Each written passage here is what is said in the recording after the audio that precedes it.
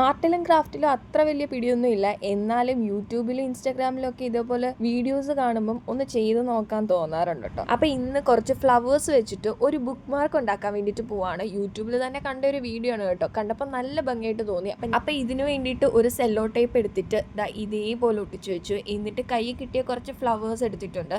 ഞാനിവിടെ ചൈനീസ് ബോൾസത്തിൻ്റെ കുറച്ച് വെറൈറ്റീസ് ആണ് കേട്ടോ എടുത്തിട്ടുള്ളത്. അതായിരുന്നു ഇവിടെ കൂടുതലായിട്ടും പല കളേഴ്സിൽ നിന്നത്.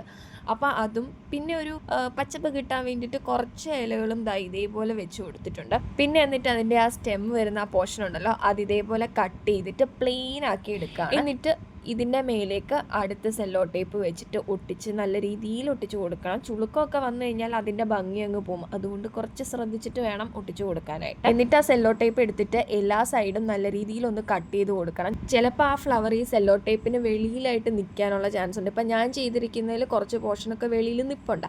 അപ്പം ഞാൻ അത് നല്ലപോലെ ഒന്ന് വൃത്തിക്ക് കട്ട് ചെയ്ത് കൊടുക്കുകയാണ്.